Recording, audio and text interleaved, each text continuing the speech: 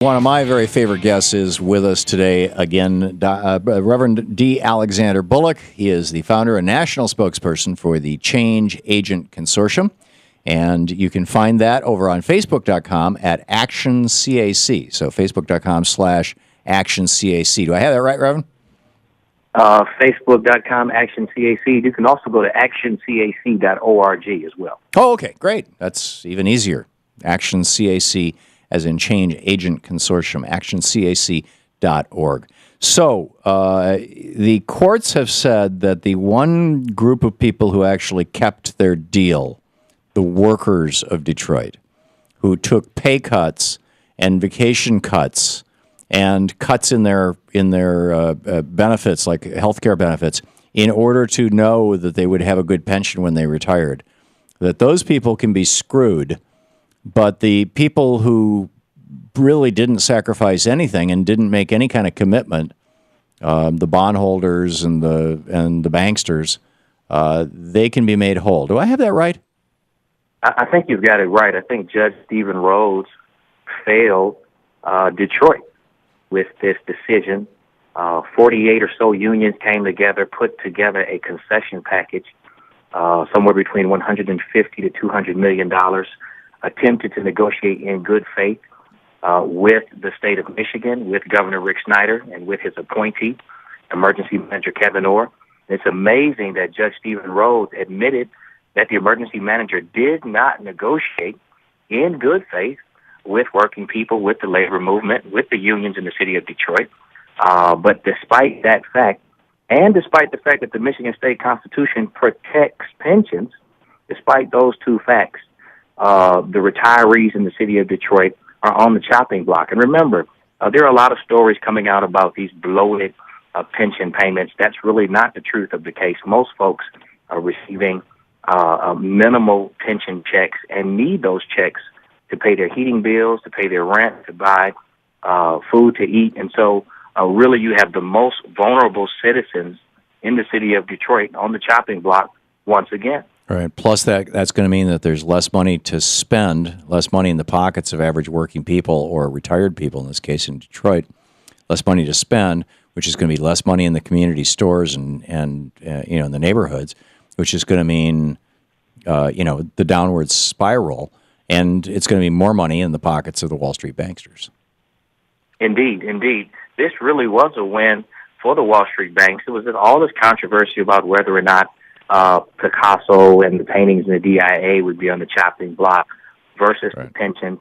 We actually saw so many people come to rescue the paintings as opposed to the people. And so I really think Detroit becomes ground zero for a continued assault on the poor, on working people, on the trade, union labor movement.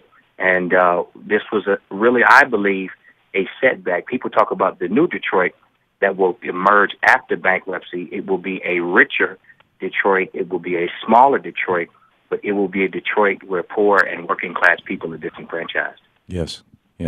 And my understanding is to talk about the paintings for a second. The Detroit Art Institute, where Louise and I used to go to Sunday services every Sunday back in the 70s when we lived there, when Self-Realization Fellowship, SRF, used to have their Sunday services there. And we'd wander around the Art Institute after church, and it was just an amazing place.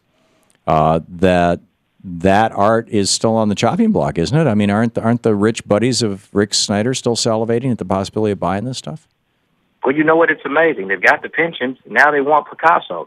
Indeed, you're right. They have requested an independent audit of all of the assets of the city of Detroit, which would include the paintings and the artwork in the DIA. And so we are now, I believe, in the stage of Detroit as a flea market or Detroit as a swap meet. Yeah. Detroit's being stripped. Detroit is being stripped. I mean, from paintings, the state of Michigan picked up Belle Isle. I believe the water department is on the way. And so one of the key questions will be what assets, if any, will the city of Detroit have as it attempts to emerge from these bankruptcy proceedings to move forward. That's amazing. I mean, the assets will still be there. They're just moving from public hands into private hands. They're going to be, Donald Trump is going to own some of those paintings instead of the people of Detroit. I mean, not necessarily Donald Trump himself, but that level of kind of, New York billionaire bankster. That's right. Indeed, this is going to open up the door for what was publicly owned to become. Is there any possibility? We're talking with Reverend D. Alexander Bullock, excuse me. He's the founder and national spokesperson for Change Agent Consortium. The website ActionCAC.org or over at Facebook.com/ActionCAC. Are there any steps left, or is this a done deal? I think we've got to go to the United States Supreme Court. This case has to get there. Of course, now we're talking about a longer timeline. Of course, there is a plan that has to be shaped and then authorized by Judge Stephen Rhodes.